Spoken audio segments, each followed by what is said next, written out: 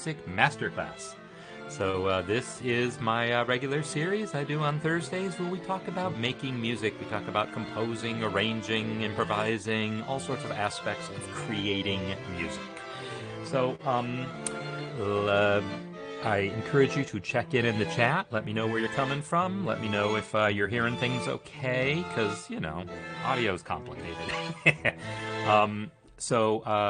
Yeah, let me know how things are going for you, and I've got a couple of things lined up to be talking about today that actually both come from my Counterpoint course. When I first launched the course, which was a year ago, right around this time, I think it was October last year, had a whole bunch of people that went through the course at that time. There was a lot of energy around it. It was a lot of fun, and then people are kind of picking up with it, picking up with this, over the course of the last year. But right now we've got a couple people going through it, David Griffiths and Frank Paul, and I want to take a look at some of their music here that they've created as part of this Counterpoint course. And thanks, Colleen, for the comment about the boot camp thing. And yeah, I think so. Let me just talk about that briefly before I launch into the music, just because there's stuff coming, right? I keep talking about MuseScore 4 coming, and I want the MuseScore 4 course to be an experience. It's not just going to be a bunch of videos. It's going to be a whole tied into the whole community thing.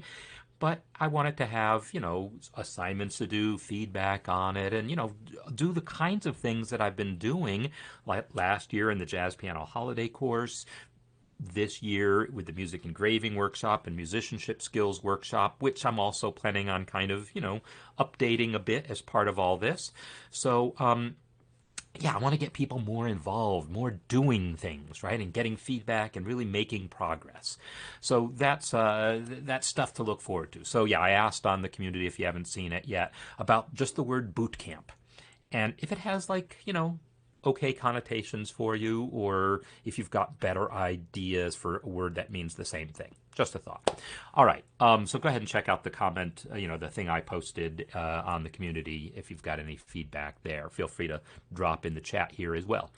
All right. So I'm going to talk here a little bit about, let's see. So we do have David here. Frank is not here, and that's kind of pretty common that he wouldn't be able to make it live. But I am going to ask David if you want to come co-host and join me here, because I want to talk about your motet. So for people who don't know what I mean by a motet, right, this is a form of music really common in the Renaissance, in particular sacred music of the Renaissance. You might be familiar with the term a madrigal, which is sort of the pop music of the Renaissance, to put a not too fine a point on it. I think I hear you arriving, David. You here? Yes, I'm here. All right, excellent, cool. Yes, I see you on my other screen. Oh, and also, by the way, I'm going to have to take little detours every once in a while. I see Mike O'Connell here in the participants list. Send me a little message. I know you tried to attend office hours yesterday, and we weren't able to get at you. There were some technical things going on, and I'll want to check in with you to see if things were going wrong from your end, that there's something that I need to deal with. So anyhow, Mike, feel free to shoot me a message. Just use the community direct message facility. All right. So anyhow, back to this motet here. The idea with a motet, I'm just going to give you a brief overview of what, without going into all the technical details of motets. It's generally speaking sacred text, usually in Latin, right? So it's like something that comes from the Catholic Mass or something, or something that goes maybe not from the Mass itself, but a prayer that might be used typically. And then it's imitative. It's for voices, unaccompanied voices usually. And then imitative counterpoint. So there'll be a melody that comes in the first voice, and then another voice comes in and imitates it, and then perhaps more voices imitating that as well.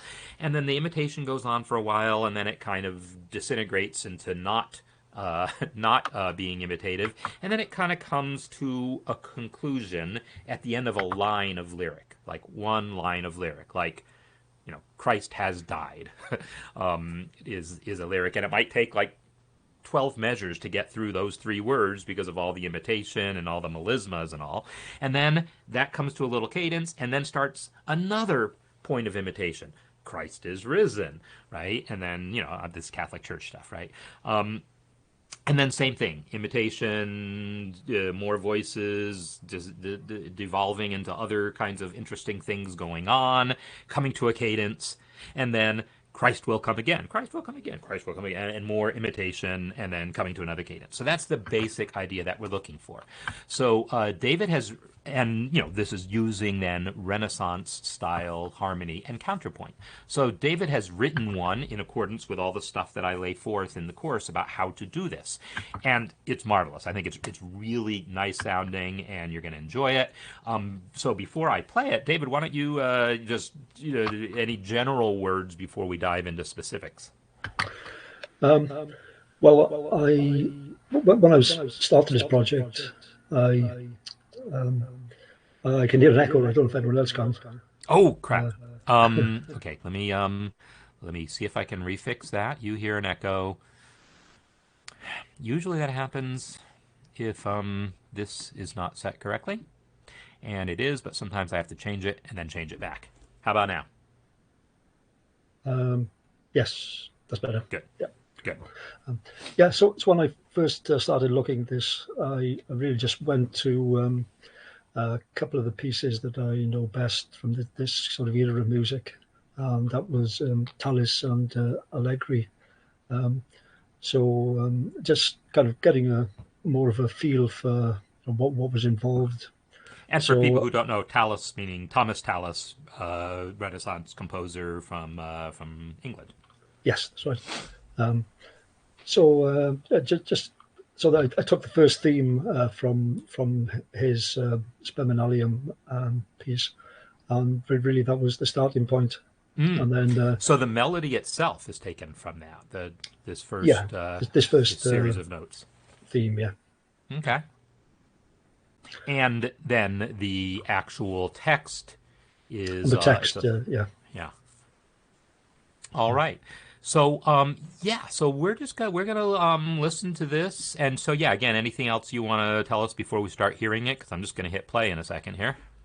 Only to say that I brought in a few themes from other pieces later on, but this first section or two is really more in the style of Tallis. Gotcha. All right. Well, I'm going to go ahead and look at this thing in continuous view so we can hopefully see everything nicely on screen. And let's just hear this thing because it's gorgeous. Could you all hear that? David, could you?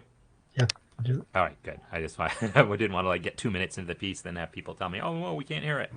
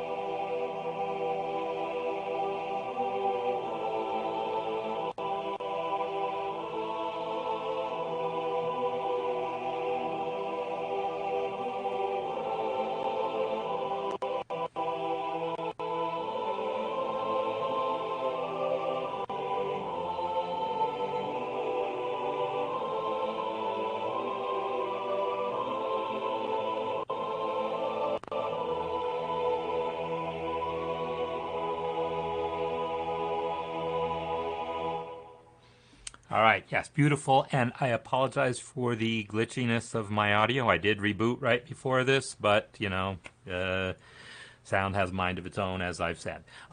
So yeah, really, really nice things in there all around. So many good things happening that I want to call attention to, a number of them. But before I start just randomly pointing to stuff, David, did you have any questions about anything specific in it? Um, there are, um, at one point, I think I go into unison counterpoint. No, I'm not even certain that is a thing. Does there have to be a separation, or can you have unison for imitation? So by you mean it's unison imitation at the unison? So like some voice comes in at the exact same pitch level. Uh, I think it was at the third. I remember. Oh, imitation at the third.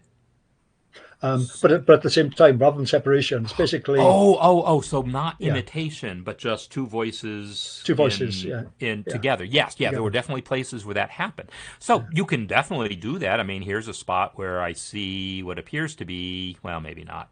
Um, there was definitely spots where I remember seeing, this parallel Yeah, thirds all going that's on right. through Yeah, here, that right? section there. So Yeah, the thing with the parallel thirds is, yeah, it's not imitation. It's the thing that you generally expect to have happen somewhere after starting in imitation. Then you expect to have that happen. You might have a passage start off in imitation, and then somewhere something happens to allow this. The particular idea of moving in parallel thirds or parallel sixths, right? Those are the two consonant intervals you can move in, is very, as I understand it, English and French. That the Italians and other regions were maybe not as into this, but the English and the French were a little more. This is something that I remember reading in a book, as opposed to really have super hands-on experience to say, yes, Palestrina did it this way, but Tallis did it this other way. But yeah, no, absolutely, you expect to hear that somewhere. So, um, yeah, so the cadences in here to me are really interesting because some of them are quite unexpected and unexpected to me, which I think means they feel a little different from how Tallis might have done it or how someone else might have done it, which I'm going to have the same comment for Frank. And Frank, I see that you're here and you're going to need to drop out, so I might switch over to your piece briefly and then come back to this one. David, are you going to be yeah, that's here fine. for a while? Yeah, But that's let fine. me finish up a couple thoughts here, and then I'll flip over to Frank for a minute. Because I had a similar comment for Frank in that he did something in his fugue that he's working on that also struck me as unexpected. But I like to be surprised. Surprise is good. So if I want to talk about expected sorts of things, there's kind of a cadence right here in A. Right, so this is what we call a cadence. Basically, to modern ears, 5-1 in A.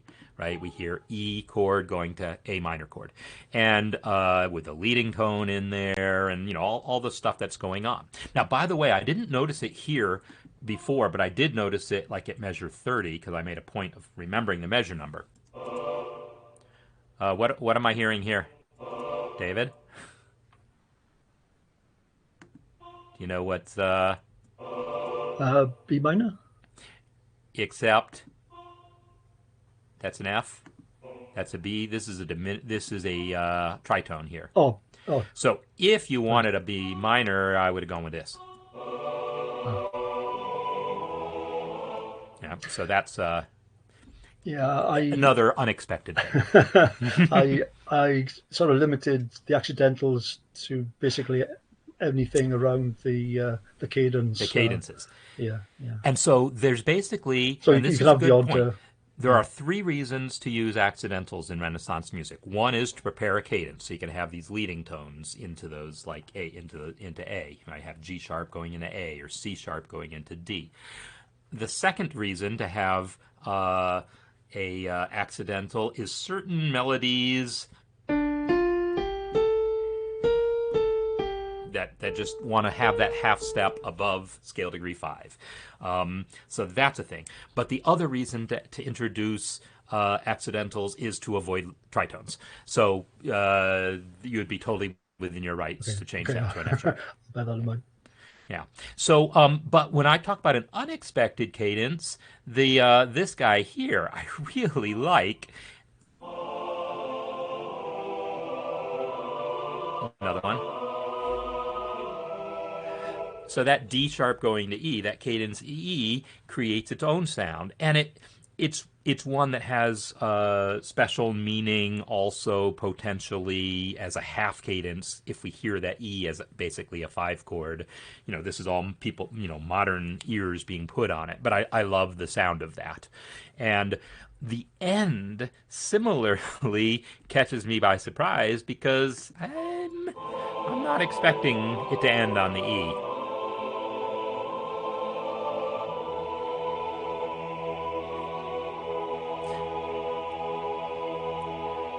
I was totally expecting it to come back to A.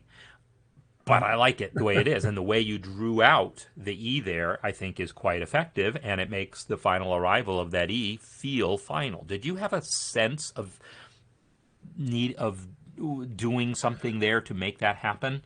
I think that section started off in E, so I thought it should perhaps end. Although the first section starts off in G and D, but the final section starts off in E, I think. Gotcha. So, and that's actually an interesting point because this is the section here you're talking about starting in E. That is actually, I'm going to say not particularly expected in Renaissance music. Obviously, in classical music, we expect to end pieces in the same key we started in. We even expect major sections of a piece to end in the same key they started with unless they're transitional. But in Renaissance things here, I think it's pretty common for the final cadence to not really reflect where it started. But again, I'd have to actually go through my scores and look at it statistically to decide that. But anyhow, I liked it. Yeah, and Colleen does too. So cool. All right, so if you don't mind, David, I'm going to just put you on hold here. Let me, you can't leave yourself, so I'm going to basically push you off and bring Frank on. If Frank, are you you're good to come on board? Let me actually invite you and make sure that that's going to work, and then we'll talk for as long as you can talk, and then see. And if he comes on, I will temporarily put David off to the side. So Frank, if you're going to come with us, I think I put in that invitation. If I did it right, did I do it right? Invitation to co-host, yeah. But let me bring up his piece meanwhile. And so what's going on with Frank's is it's nowhere near done. He's starting a fugue. And so we get to see the process of starting a fugue, at least the process as I lay it out. And here comes Frank. All right, so David, I will re-invite you later if that works out, okay? Yeah, sure. Okay. Frank, are you here? So I see your icon, but don't yet have audio. Oh, I think I just heard you. Frank? Hello? Oh, not working. No, yes, you are working. I hear you. I hear you. But do you not hear me? He has no mic. Yeah, so I just heard him, which is a good sign. But apparently things aren't still working. So I'm just going to keep talking. Yes. Can you hear me? Hi, Mark. I can hear you. Hi. You? Yes, I hear you. Beautiful. Oh, okay. Sorry, I'm having audio-visual problems here. All right, good. Well, I'm glad we're here. So Frank actually is community member number 1, right? I brought you on Oh wow, before really? I even opened because you'd been active in some of the course comments and stuff. I'm like, well, now that I'm going to open this community thing, let me have a couple people come in and kind of check it out. And you were, I think, the first person to actually pop in. Oh wow. If I'm remembering correctly, that's the case. Does that sound familiar at all that this happened? Because I think it did. Yeah. I remember when you were. I remember we had some conversation just when this was starting to Yeah. come together, and I didn't specifically realize I was member number one, but I what a great think you honor. were. I think you were. So Oh, there was okay. a handful. Colleen, I know you were one of the early ones too, because I had a handful of people come in early. But definitely you were one of the first. Awesome. So anyhow, it's great to be speaking here and taking another look at your music. So Frank's been working on this fugue, and and it's just a few measures, but I'm gonna walk you through the process because in my course, in the counterpoint course, I give kind of not just here's what a fugue looks like from beginning to end, but here's how to actually write one, which doesn't start by writing the beginning. And that's the tricky part, is to realize you have to think ahead to how the fugue is going to go later before you can actually start it. You don't have to, but that's the process that I lay out. And that's, I think, was probably a little mind explosion that probably happened for you, Frank, in dealing with that. Absolutely.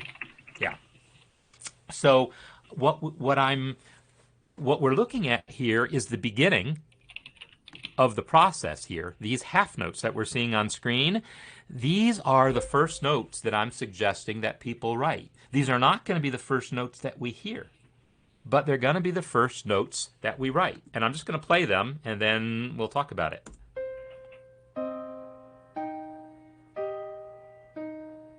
So you hear that and go, big whoop, what's the thing? But this is kind of the key to making this whole thing hold together. So the idea is going to be that by making this is a little melody. It's not much of a melody, right? It's just a triad. But by making that melody move in thirds like that, it's possible to then to have the imitation, the second voice, come in with that same thing and have it be consonant at every place. Consonant, those are thirds, thirds, six. So when I say thirds, I mean the interval between here and here is a third. The interval between here and here is a third. The interval between here and here is a sixth. So we get all these consonant intervals. So you plan the structure of your melody so that that works out. And this is what we call the Canon Skeleton. So in doing this, Frank, did you literally start with this skeleton with no idea of how you're going to fill the melody in, or did you already kind of have a melody in your head? No, I would say definitely the former. I had no idea really, and it was I kind of blew it the first time because I wasn't applying the process correctly, and then when I learned about when I realized, and you were very helpful in terms of pointing it out, the proper process. So I thought, okay, let's go back to the drawing board. Let's just do the skeleton and see where that takes us, and then. Yeah. The melody really, it absolutely flowed from the skeleton when I did it the second time. Yeah. So what he's describing when he said he did it, sort of a little backwards at first, is because it's a hard concept to convey, and I will take responsibility in there, partial responsibility. Anyhow, it always takes two to miscommunicate. In laying out the idea of this skeleton, I sort of and saying, oh, you should start with this skeleton. This sort of gets confused in the brain as the piece should start with something that resembles this, but that's not it. It's the process starts with that. Because what's going to happen now is instead of this melody, we're going to have this melody here.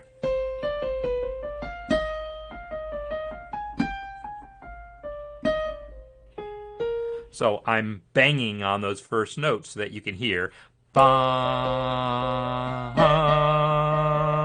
ha I can't.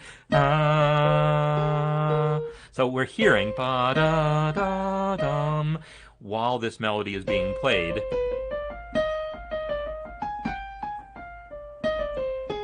And so if your skeleton is sound, then when you write the whole melody to fit that skeleton, C, E flat, G, E flat, when you write it, then the whole melody will work in counterpoint with itself.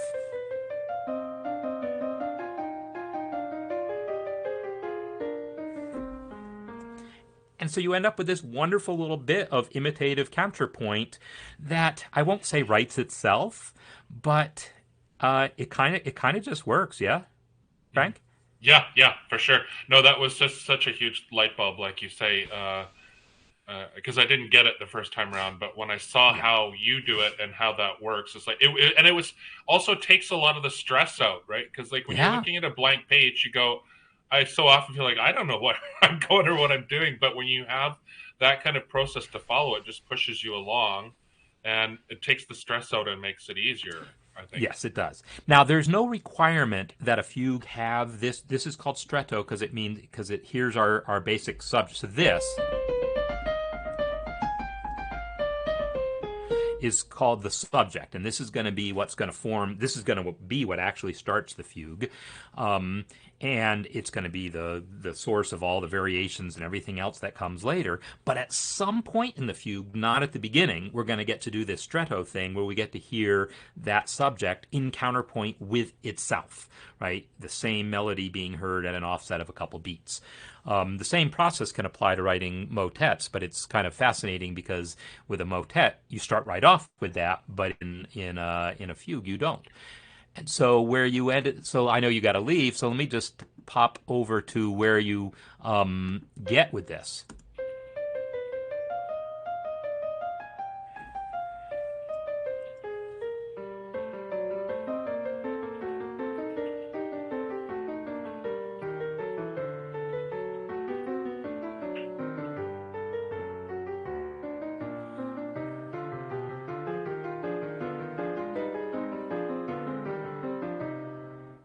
So, yeah, I mean, the process of getting from just those half notes to all of this, I'm not saying it's just like a row of dominoes falling, but it is a pretty step-by-step thing, and you can do it, right? I mean, once you got over the initial hurdle, you started really moving on this really nicely. Awesome. Well, and I'm really looking forward to just taking the next step per the next lesson. I just watched your material on developing the development section and all the techniques and things that go into that. So I'm really eagerly looking forward to trying to build this out and try some more. Cool. Well, yeah, when I'm looking forward to seeing the results. Do you have to be popping out now, or I do, unfortunately. Okay. Yeah, the boss man waits. So, all right. Thank you so much, Marc. I really appreciate it. And this is just a fun, really enjoyable first chance to talk with you. So, I look forward to you more too. Of these and I'll say a few more words about this so you can check out in the replay just to see if I end up with any other comments that you can use here. Okay? Sure, absolutely. Looking forward to it. Thanks again. All right. See ya. Bye now. Okay. So, I just want to. So this was his. He calls it task 3, right? So task 1 was just getting started with that stretto here, and then first just that Canon Skeleton with just the half notes, and then actually building his subject so that it would work this way. Now, you do not have to start this way. Humble the Music, I don't know if you actually do this or not in any of your fugues. I personally would not have thought of this until someone suggested, and I don't remember how actually this got put into my head that this was a good way to go.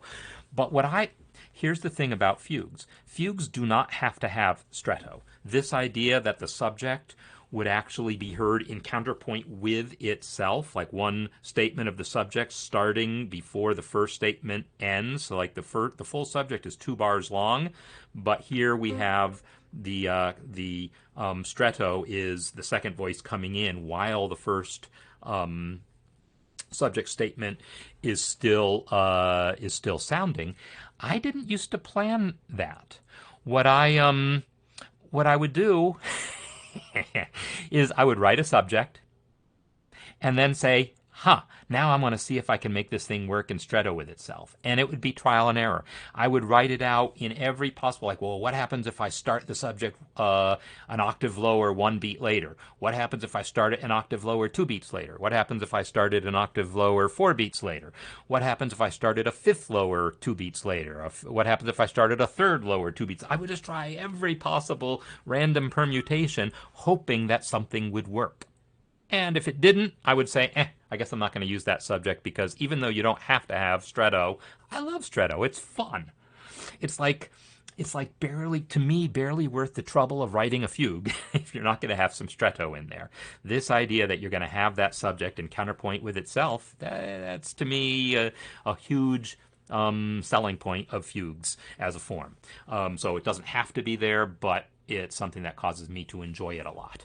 So once it was sort of pointed out to me that you could actually pre-plan your stretto by coming up with this Canon Skeleton like this, just in terms of just planning out the main intervals. As long, like if you're going to have imitation at the octave like this, from, the imitation at the octave, meaning this bottom voice is coming in an octave lower than the first voice, then as long as the first voice is moving by a third, then that means when the next voice comes in, it's going to be nice and consonant and is going to sound good. And this is the idea that these points of alignment we typically want to be consonant intervals, like thirds or sixths. If this voice then goes up another third, well, this one is going up a third too, right? Because it's imitating, you end up with another third. And then if it had kept going up, right, if this voice had kept going up to B flat, that would have also worked, because B flat is a third above that G. That would work also. So when you're writing imitation at the octave like this, the magic interval is thirds. It can either be up a third, or as we see here, down a third, because that allowed the interval between here and there to be a sixth. And you just work this stuff out. You figure out there's always two magic intervals, an up interval and a down interval, for any canon. So if you want to have canon imitation at the octave, the magic interval is a third up or a third down. If you want to have imitation at the fifth, like if I wanted the next voice to come in with a G, what this tells me is that my good intervals are going to be up a third, because that's going to give me consonants here, or down a step. Down a step is also going to give me consonants between the two voices. This is all the stuff that I go into in great detail with lots of examples and so forth in the counterpoint course. So depending on what your interval of imitation is, that tells you what intervals melodically in your skeleton are going to produce consonances. And then once you've got your skeleton, then you can just kind of fill in, I want to get from C to E flat in 2 beats, and Frank did. It's just a great way of doing it, right? Totally sounds totally in the genre. Could have been C.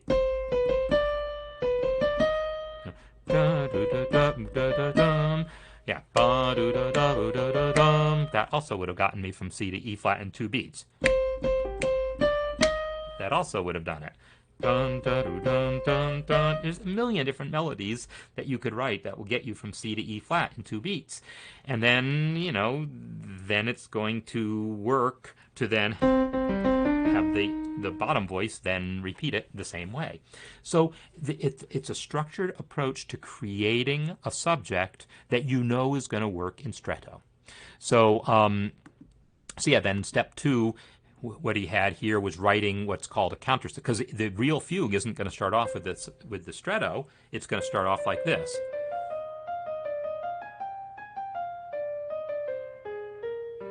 And now, right, the second voice comes in not at the octave, but it comes in at the fifth, from C to G. Well, it's a fourth down or a fifth above, right? It's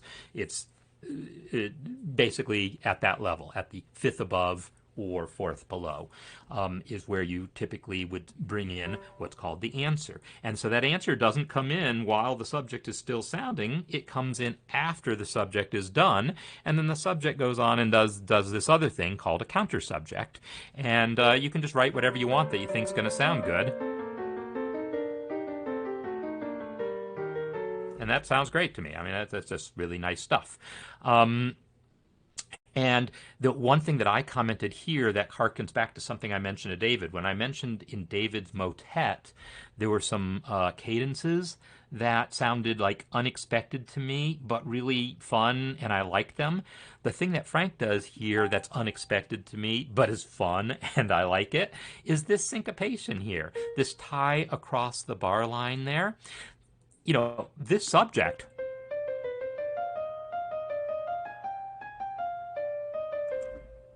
that much, feels like, yeah, Bach could have written that, right?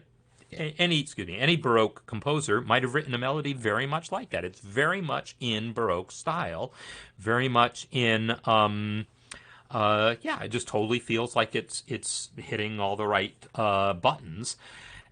This final two notes with that last note tied across the bar line like that, somehow it's not like syncopations across the bar line like that don't happen. No, they happen all the time. But I don't feel like that is something that Bach would have done at the end of his subject. Have the subject basically tie over the bar line to harmonize with the answer. It would have probably been more likely to go on. So playing it.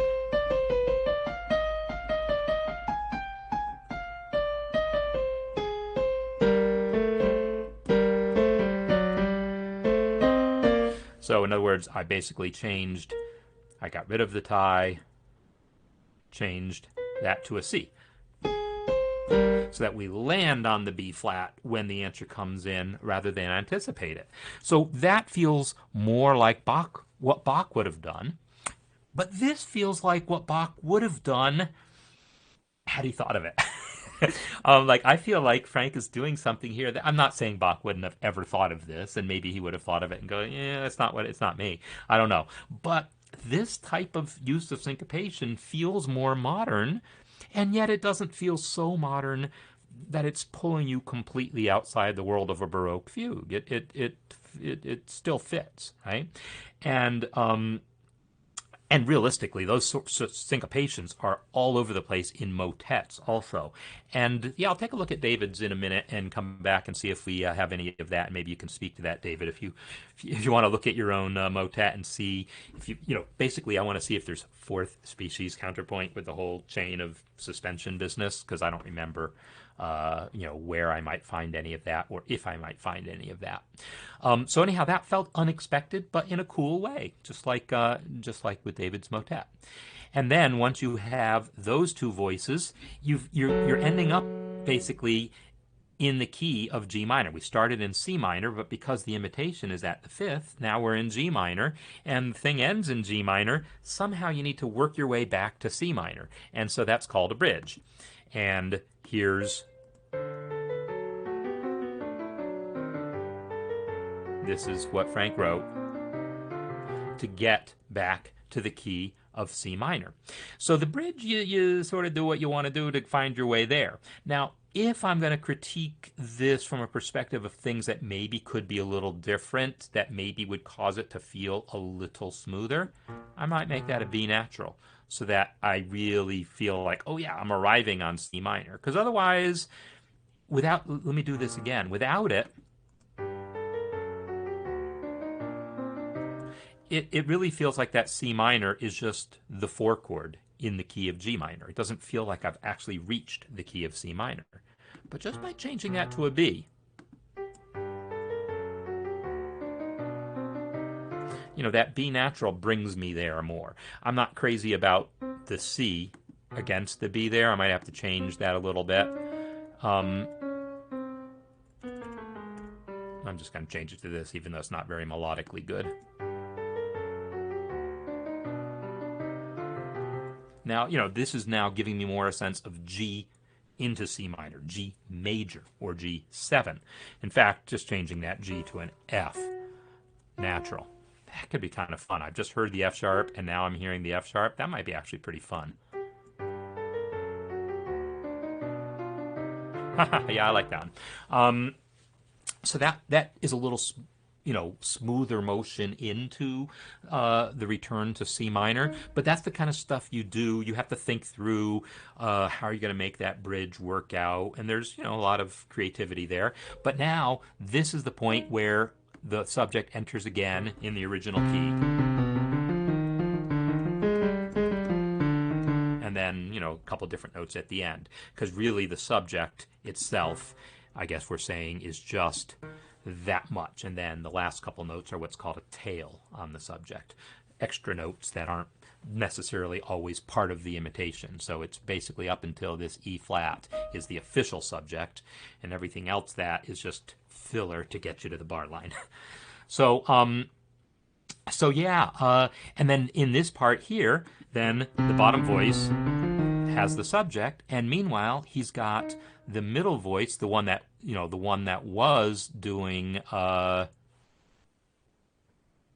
one that actually it's the voices are maybe confusing themselves a little bit here. I'll have to look at this a little bit more because the answer was here. And this is the voice that should then be continuing with the counter subject, but instead the subject looks like it's coming again in that same voice, the bottom voice.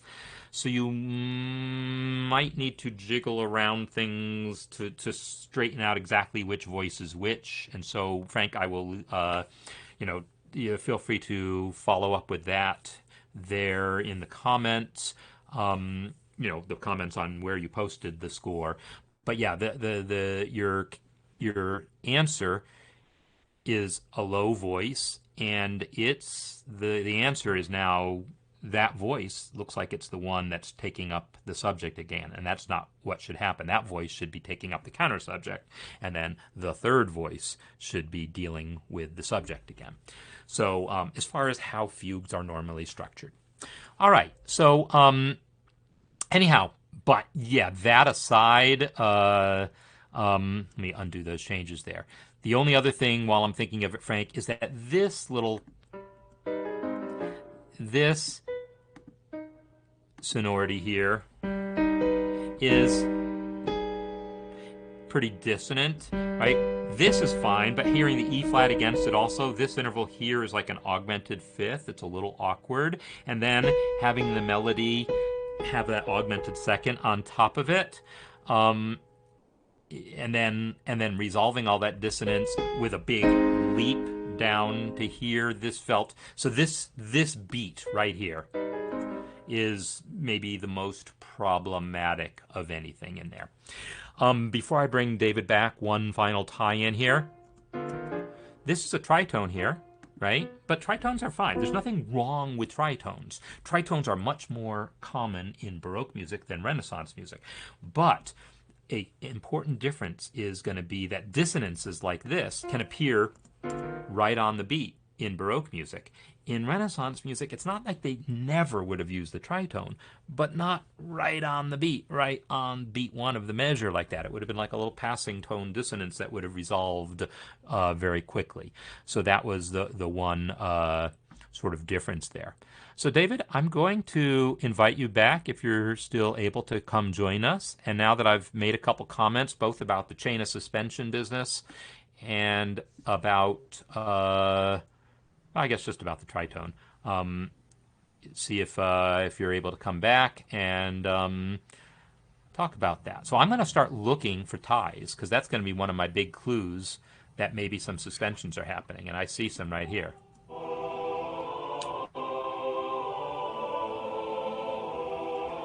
Yeah, so there's like a little brief passage of these overlapping things, although it doesn't actually seem like there's bar true 25. suspensions. 25? 25, I think, isn't it? Nice. 21, 2, 3, 4, 5. That doesn't... Oh, well, going into it. Oh, yeah. Yeah.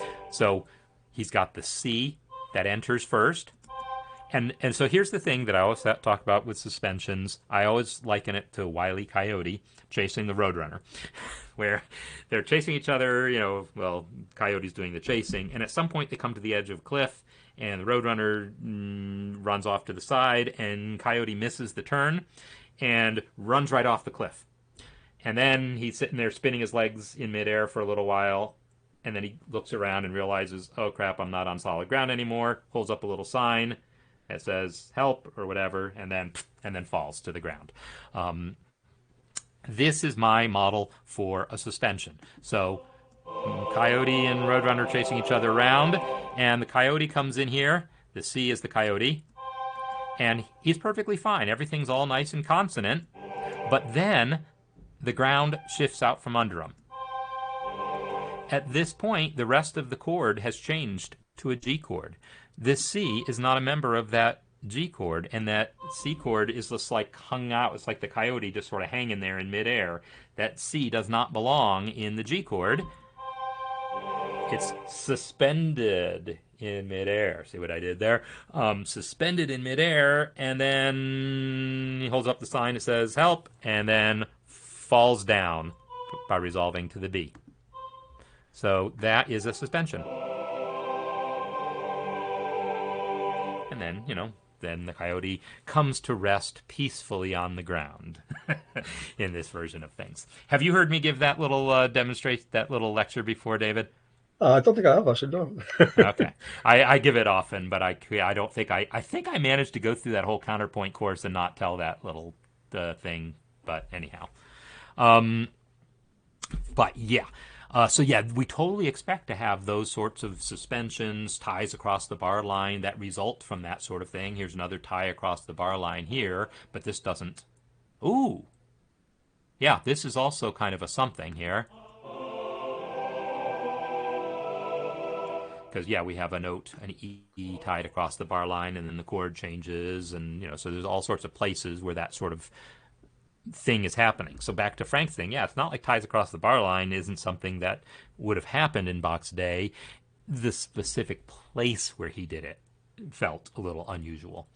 Are there any other specific things that came up, David, while we were talking? What I was going to ask was at the end of a later section, I think it's around bar 40. Okay. All right. Imitation ends.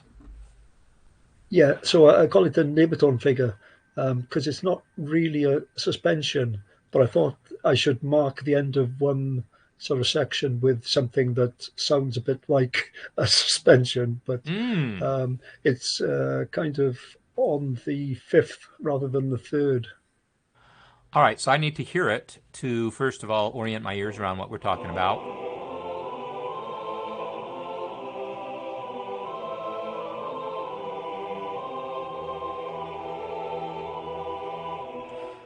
Okay, so when you talk about the neighbor tone figure, you're talking about the fact that the A is below the B and the B is kind of the chord tone? Yeah, 6, 5, 4, 5, that kind of thing. Yeah, okay, so yeah, so above the E, we're talking the intervals so the E in the bass, the intervals above it is 6, coming down to 5, but then going down to 4, and then coming back up to 5. Yeah. So, so there's all sorts of what are called cadence formulas, specific. Oh, this interval will move into this interval, and all these really common cadence formulas that are found in Renaissance music. And I don't know that that's one of them, but sounds good to me. Yeah, because I wasn't actually changing key. I was going in with E and sort of coming out on E, but it was the end of one phrase and the start of another. So I thought I should put in something that sounded like an ending, even though it wasn't actually changing anything. Gotcha. Yeah. So the one thing about this fourth, that note A resolved. So this note A is a fourth above the E, which is considered a dissonant. So fourth above the bass is considered dissonant. And whoops, I'm just trying to get my chat back. Here we go. Usually in that context, that fourth would then resolve down to the third. But of course, you already have a voice on the third. So, yeah, that's fine. Now, if you had wanted, maybe you could have taken, well, you've already got a whole bunch of E. But if these guys had been down to an E also, then this one could have gone down to the G, and it might have sounded a little more standard.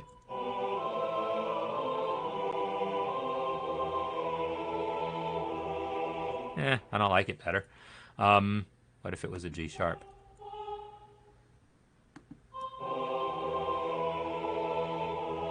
If it was then going to go go up to an A, that would have made sense. So anyhow, no, nothing about that. I mean, it seems a little unusual, but again, unusual isn't bad. It just means you're, a little outside the box, but still in the same room. Good. Yeah. So now I'm a little curious about that tritone. There's a couple of tritones that we talked about. Like there was that one pretty early on. I think I used B diminished a few times, so there may be other cases of it. Definitely, there was one I mentioned that I specifically heard in that I believe I said was like measure 30 or something, but I just want to check on this one. So this guy here, so the deal is that this dissonance here, and let me go back to continuous view for a moment. Not to lose my place when I do that.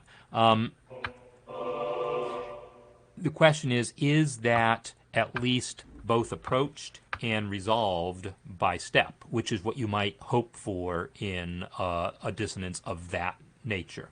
And well, it is approached by step, but here's your other thing. It's approached by step in the same direction, so we're going from a parallel. It's not parallel fifths in that sense, but it's a perfect fifth going to a diminished fifth, which in some contexts could be okay, but it doesn't help the case for that F sharp, for that F. And changing it to an F sharp is not going to fix it, because now I am going to have parallel fifths there. So you would need to make more surgery to somehow fix both of those problems. There's another case of bar 34, I think it was. Okay. Yeah. So yeah, right here. I'm kind of going from a B diminished to B major to E. But see, I love that sound. So let me hear it again.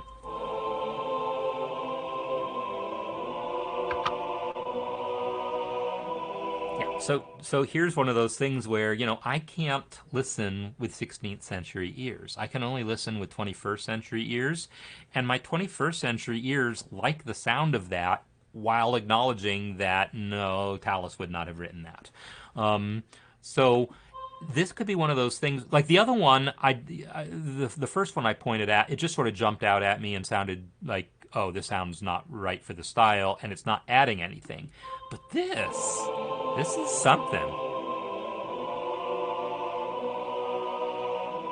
Yeah, that's just lovely to me. So. If it was me, this would be another one of those places where I'd be, you know what, it's not very 16th century, but it sounds pretty cool. Oh, I quite like it. And at least it doesn't have the parallelism going into it. It's approached from contrary motion. Although you do have... Oh, no, never mind, I'm reading the wrong clef. I was going to say you have parallel octaves here, but that's because I thought this one was bass clef, and it's not. It's treble. The doubling of all of those notes is a little harsh, but when you got 5 voices, you're not going to be able to make yourself a diminished triad without doubling the tritone notes. But that is usually the thing we try to do in diminished triads, is not double either of the notes that are involved in that. We would double the D. So in 4-voice writing, we would expect, and also we don't put either of the 2 notes that are involved in the tritone in the bass. So the classic, this would be the more classic, or this, would be the more typical voicing, a 4-voice voicing for a B diminished chord, where we put the 3rd in the bass, and it's inner voices that have the dissonance, and the doubling is of the bass note, either on top or in the middle there. So you've definitely got a very gutsy doubling going on of a gutsy chord, but I don't know. It's not a problem to me. Yeah, it's not. It wouldn't have played so well necessarily in a church in the 16th century, but I still think it sounds nice. Yeah. All right. Any other thoughts before we wrap this one up here? Uh, don't think so. Just the last theme Yeah. was from the Tallis Psalm tune number 3, This one which here, or is there another one later? Oh no, the slow one here. the slow one, yeah, at Yeah. the end. Okay. I see. So that's another borrowing from Tallis, right? Yes, from a psalm tune, and it's the one Cool. that Vaughan Williams based his Fantasia on. Oh yeah, yeah, and you had mentioned that I think during office hours. So yeah, so yeah, no, some really just nice stuff happening here, and I just love the sound of it. And this would be, like a lot of the music we create it, we just hear it on the computer, and that's the only life it has. There's pieces that are worth the effort of seeing if you can get some people to sing, and this could be one that's worth the effort of trying to line up people. So have you thought about that at all? No, no, not really. Okay. But give it a go, perhaps. Yeah. Yeah, yeah, definitely give it a go. And did you try doing the band lab thing at one point? Am I remembering? Or was that, it was a couple people did. I know. I have used BandLab. I wasn't too struck on it, to be honest. Right. Well, the thing is, it's Yeah, a digital audio workstation like a million others, and if you can sing all the parts yourself, or you have yeah, people locally that can sing all the parts, great. You could record it in anything. But the nice thing with BandLab is because it's online, you could get other people all around the world. If you find a soprano in, Timbuktu and an alto in Indiana and a tenor in France or whatever, they could each record their parts. So okay. that's the thing that BandLab gives you. It's not like the world's best digital audio workstation, but it's got that sharing thing down. All right. So, David, thanks again for the wonderful music and the conversation. Mhm. And I look forward to seeing your further work in the course. Yeah. Okay. All right, everyone. So I want to thank everyone again for being here. Or, yeah, I thanked everyone at the beginning, right? But it is now time to get going. And to just keep making some music. I love seeing when people are posting music. I like the different people posting music so I can be featuring different people's stuff. I love seeing people whose work I've seen before so I can see how it develops and talk about the relationship of this piece you posted today to one you posted 3 months ago or whatever. Just post music, get comments from other people. I look forward to having stuff to talk about here in the masterclass. So, again, thank you all for being here. And I'll be back with more next week.